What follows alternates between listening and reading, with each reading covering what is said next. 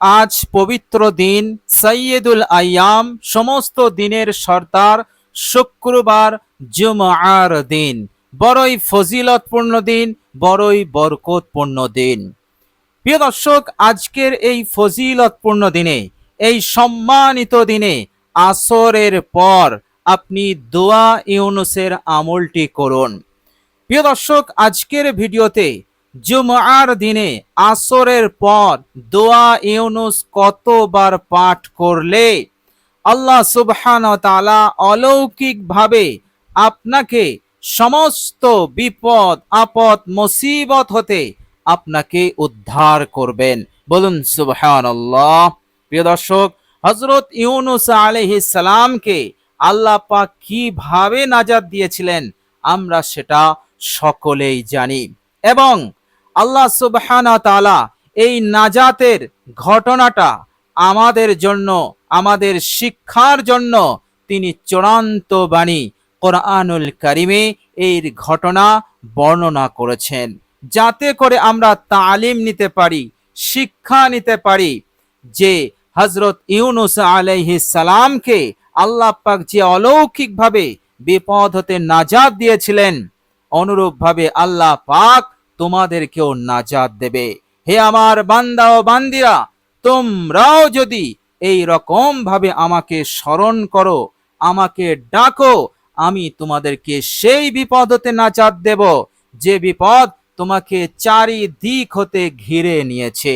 দায়ে তাকাচ্ছ তো বন্দুক ধরে আছে, বাঁয়ে তাকাচ্ছ তো বন্দুক ধরে আছে, সামনে বন্দুক, পিছনে বন্দুক, বাঁচার কোনো উপায় নেই, মৃত্যু নিশ্চিত। আল্লাহ সুবহানাহু ওয়া তাআলা বললেন, ওয়াকাযালিকা নুনজিল মুমিনিন।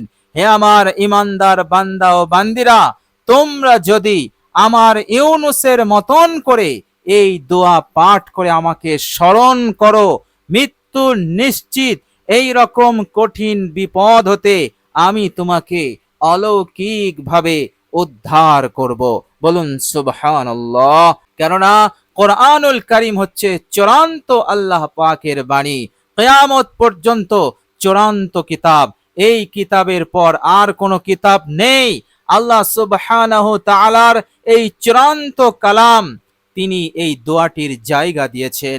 আল্লাহ পাক সূরা আম্বিয়ার মধ্যে এই দোয়া ইউনুসকে উল্লেখ করেছেন। সুতরাং গোটা দুনিয়ার মানুষ, কিয়ামত পর্যন্ত আনেওয়ালা মানুষের সকল বিপদ এক জায়গায় করলে যা হবে, সেই বিপদ যদি আপনার একা আপনার কাছে আসে, আপনার জিন্দেগিতে এসে যায়, এত বড় বিপদ, তবু আল্লাহ সুবহানাহু ওয়া তাআলা এই দোয়া ইউনুসের বরকতে আপনাকে নাজাত দিয়েই ছাড়বেন।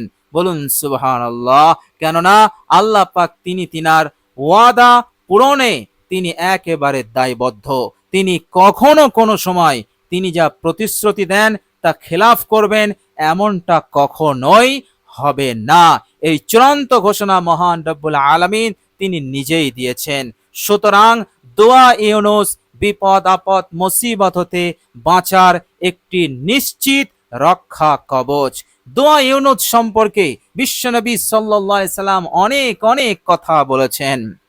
প্রিয় দর্শক, জুমআর দিন আসরের পর এই দোয়া ইউনুসের আমলটি করলে প্রিয় দর্শক কতবার পড়বেন, কিভাবে পড়বেন, বিস্তারিত আমি আপনাদের সঙ্গে শেয়ার করে দেব। প্রিয় দর্শক, আপনি এই দোয়া ইউনুসের আমলটি করুন আজ জুমার দিন আসরের পর। ইনশাআল্লাহ জিন্দেগিতে অভাব থাকবে না, সংসারে অভাব অনটন থাকবে না, কোনো জিনিসের অভাব থাকবে না, টাকা পয়সার তো থাকবেনই না, আরো যত জিনিস আছে, আরো যত প্রয়োজন আছে, যেগুলো আপনার প্রয়োজন, ইনশাআল্লাহ সেগুলোর অভাব আল্লাহ পাক দেবেন না। আপনার কাছে আল্লাহ পাক অঢেল নিয়ামত দেবেন, অঢেল দেবেন, যা দেবেন অঢেল দেবেন। আল্লাহ রাব্বুল আলামিন এমনিতেই অঢেল দিতে তিনি ভালোবাসেন। বলুন সুবহানাল্লাহ। তিনি এক আয়াতে কারিমার মধ্যে বলছেন, আমার বান্দা আমার কাছে যত বেশি আমল করবে, আমলের মাধ্যমে যত বেশি আমাকে স্মরণ করবে, আমার বান্দাকে আমি তত বেশি দিতে থাকবো। ওয়া ইউতি কুল্লাযী ফাদলিন ফাদলা, আমার ফজল তার প্রতি আরো বেড়ে যাবে। সুতরাং আল্লাহ পাক অঢেল দিতে তিনি ভালোবাসেন। তিনি বুখুলকে, কঞ্জুসিকে তিনি কখনো পছন্দ করেন না। আল্লাহ পাক এমনিতেই বলেছেন, হে আমার বান্দা ও বান্দিরা, তোমরা কঞ্জুসি করবে না, কঞ্জুসি করলে তোমরা জান্নাত পাবে না। প্রিয় দর্শক, আল্লাহ সুবহানাহু ওয়া তাআলা হচ্ছেন উদার, প্রশস্তময়। আল্লাহ পাকের রহমত, আল্লাহ পাকের উদারতা পৃথিবীর কোনো মানুষ মাপতে পারবে না। আল্লাহ সুবহানাহু ওয়া তাআলা এই দোয়া ইউনুসের ওসিলাতে আপনাকে এত দেবেন, এত দেবেন, আপনি সন্তুষ্ট হয়ে যাবেন। অন্যরা ঈর্ষান্বিত হয়ে যাবে, অবাক হয়ে যাবে, জিজ্ঞেস করবে, ভাই এত কিছু তুই কোথা থেকে পেলি, কিভাবে হলো? বলুন সুবহানাল্লাহ। আল্লাহ পাক এইভাবে করে আপনাকে মালামাল করে রাখবেন। বলুন সুবহানাল্লাহ। প্রিয় দর্শক, আল্লাহ সুবহানাহু ওয়া তাআলা আমাদেরকে এত বড় একটি নিয়ামত দান করেছেন, এত বড় একটি সম্পদ দান করেছেন, যার তুলনা এবং যার মূল্য আমরা জীবন দিলেও দিতে পারবো না। আর সেটা হচ্ছে এই দোয়া ইউনুসের আমল। বিশ্বনবী সাল্লাল্লাহু আলাইহি ওয়াসাল্লাম বলেছেন যে, হে আমার সাহাবারা, আমি কি তোমাদেরকে ইসমে আজম কোনটি বলে দেব না? সাহাবারা বললেন, ইয়া রাসূলুল্লাহ, ইসমে আজম কি, কোনটা আমাদেরকে বলে দিন। তার মানে সাহাবারা জানতো ইসমে আজম কত বড় সম্পদ এবং কত বড় জিনিস। সাহাবারা জেনেছিল রাসূলুল্লাহ সাল্লাল্লাহু আলাইহি সাল্লামের কাছ হতে যে ইসমে আজম এমন একটি দোয়া, এই ইসমে আজম যার জানা থাকবে এবং যে পাঠ করবে, সরাসরি আল্লাহ রাব্বুল আলামিন কবুল করে নেন। ইসমে আজমের সঙ্গে যা দোয়া হবে, যা চাইবে, সে তার মন উজাড় করে দিয়ে বড় বড় জিনিসের কামনা করলো, আল্লাহ পাক সেটাই দিয়ে দেবেন। ইসমে আজমের সহিত চাইলে, এটা সাহাবারা জানতো। কেননা ইসমে আজম এমন মহত্বপূর্ণ দোয়া, এই দোয়াটি পাঠ করলেই আল্লাহ পাকের মন গলে যায়, আল্লাহ পাক সন্তুষ্ট হয়ে যান, আল্লাহ পাক দিতে প্রস্তুত হয়ে যান। এই জন্য সাহাবারা বললেন, ইয়া রাসূলুল্লাহ, ইসমে আজমটা কি, অবশ্যই আমাদেরকে বলুন। আল্লাহর নবী সাল্লাল্লাহু আলাইহি সাল্লাম উত্তরে বললেন, আরে ইসমে আজম হচ্ছে লা ইলাহা ইল্লা আনতা সুবহানাকা ইন্নী কুনতু মিনাজ জালিমিন। এই দোয়া যখন শুনলেন, দোয়া ইউনুস, সাহাবারা বললেন, ইয়া রাসূলুল্লাহ, এই দোয়া তো দোয়া ইউনুস, ইউনুস আলাইহিস সালাম বিপদে পাঠ করেছিলেন, এটা ইসমে আজম হলো কি করে? আল্লাহর নবী সাল্লাল্লাহু আলাইহি সাল্লাম বললেন, এটা দোয়া ইউনুস ঠিকই। আল্লাহ পাকের পয়গম্বর ইউনুস নদীতে, সাগরে ঝাঁপ দিয়েছিল, আর আল্লাহ পাক বিরাট একটি মাছকে হুকুম দিলেন, আমার পয়গম্বরকে গিলে নাও, তবে মাছ শুনে রেখে দাও, শুধু গিলবে কিন্তু হজম করবে না, তাকে একেবারে খেয়ে ফেলবে না, কেননা কিছু দিনের জন্য তোমার পেট হবে আমার পয়গম্বরের বাসস্থান, সে কিছুদিন তোমার পেটে অবস্থান করবে। মাছ বলল, ইয়া আল্লাহ, সে অক্সিজেন পাবে কি করে? পানির ভিতরে তো অক্সিজেন নেই, আর অক্সিজেন না হলে সে তো বাঁচবে না। আল্লাহ পাক বললেন, আরে মাছ, ফাআলুল লিমা ইউরিদ, আমি যা খুশি, যা ইচ্ছা আমি করতে পারি। আমি অক্সিজেন ছাড়াও আমি মানুষকে বাঁচিয়ে রাখতে পারি। আমার কুদরত, আমার ক্ষমতার ধারণা হে মাছ তোমার নেই। আমি কতটা ক্ষমতার অধিকারী, আমি সব কিছুকে ওলট পালট করে দিয়েও আমি যাকে বাঁচাতে চাই তাকে আমি বাঁচাতে পারি। আবার সব কিছু থাকার পরেও আমি যদি তাকে মৃত্যু দেই, গোটা দুনিয়া তাকে বাঁচাতে পারবে না। বলুন সুবহানাল্লাহ। আমার ইউনুস বিনা অক্সিজেনে তোমার পেটেই সে বেঁচে থাকবে। এটাই তো আমার কুদরত, এটাই তো আমার ক্ষমতা, এরই তো নাম রব, আল্লাহ রাব্বুল আলামিন। বলুন সুবহানাল্লাহ। মাছ গিলে নিল, পয়গম্বর ইউনুস আলাইহিস সালাম মাছের পেটে রইলেন। মাছের পেট থেকে মুক্তির তো কোনো রাস্তা ছিল না, কিন্তু হযরত ইউনুস আলাইহিস সালাম এই কঠিন অন্ধকারে আল্লাহ পাককে এই দোয়া বলে ডাক দিয়েছিলেন, আর আল্লাহ পাক তাকে অলৌকিকভাবে নাজাত দিয়েছিলেন। বলুন সুবহানাল্লাহ। শুধু অলৌকিকভাবে নাজাত দেননি, আল্লাহ সুবহানাহু ওয়া তাআলা তাকে এমন এক প্রান্তে রেখেছিলেন যে প্রান্তে কোনো খাদ্য, কোনো খাবার ছিল না। আল্লাহ পাক অলৌকিকভাবে সেখানে একটি গাছ তৈরি করলেন, সাথে সাথে সেই গাছের ফল তৈরি হলো এবং সেই ফল আহার করতে লাগলো। আর আল্লাহ সুবহানাহু ওয়া তাআলা সেই পাহাড়ের এক বকরিকে আদেশ দিলেন, যাও আমার ইউনুসের কাছে যাও, আমার ইউনুসের দুধের প্রয়োজন, তুমি এই প্রয়োজনটাকে পূরণ করে দাও। এই পাহাড়ি বকরি হযরত ইউনুস আলাইহিস সালামের কাছে আসতো আর হযরত ইউনুস আলাইহিস সালামকে দুধ দিত। হযরত ইউনুস আলাইহিস সালাম সেই দুধ পান করতেন।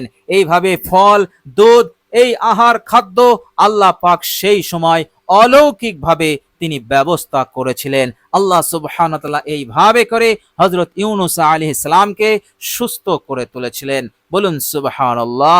আল্লাহর নবী সাল্লাল্লাহু আলাইহি সাল্লাম বলেন, হে আমার সাহাবারা, তোমরা ঠিকই বলেছো, এটি দোয়া ইউনুস, কিন্তু দোয়া ইউনুস হলেও এটি হচ্ছে ইসমে আজম। এই ইসমে আজম দোয়া ইউনুস পাঠ করে তুমি আল্লাহ পাকের কাছে যা চাইবে আল্লাহ পাক কবুল করে নেবেন। যা যা ফরিয়াদ করবে আল্লাহ পাক একটি ফরিয়াদকেও প্রত্যাখ্যান করবেন না, সব কবুল করে নেবেন, সাথে সাথে তোমাকে দিয়ে দেবেন। বলুন সুবহানাল্লাহ। এত বড় দৌলত, এত বড় সম্পদ আমরা লাভ করেছি কোরআনুল কারীমের ওসিলাতে, আল্লাহর নবী সাল্লাল্লাহু আলাইহি সাল্লামের বরকতে। এরপর বিশ্বনবী সাল্লাল্লাহু আলাইহি সাল্লাম আরো বললেন, ও আমার সাহাবারা, কোন অসুস্থ ব্যক্তি, তার রোগ ভালো হয় না, অনেক চিকিৎসা করার পরও রোগ ভালো হয় না, খুব অসুস্থ, রোগ ব্যাধি লেগেই থাকে, এমন ব্যক্তি যদি এই দোয়া ইউনুস পাঠ করে আল্লাহ পাক তাকে সুস্থতা দান করে দেবেন, তাকে শিফায়ে কামেলা দান করে দেবেন। বলুন সুবহানাল্লাহ। আল্লাহর নবী সাল্লাল্লাহু আলাইহি সাল্লাম বললেন, তার হায়াত যদি শেষ হয়ে যায় তো আল্লাহ পাক তাকে শহীদি মৃত্যু দেবেন, অর্থাৎ তার মৃত্যুটা স্বাভাবিক হবে না, শহীদি মৃত্যু হবে। আর শহীদি মৃত্যুর ফজিলত হচ্ছে বিনা হিসাবে জান্নাতে যাবে।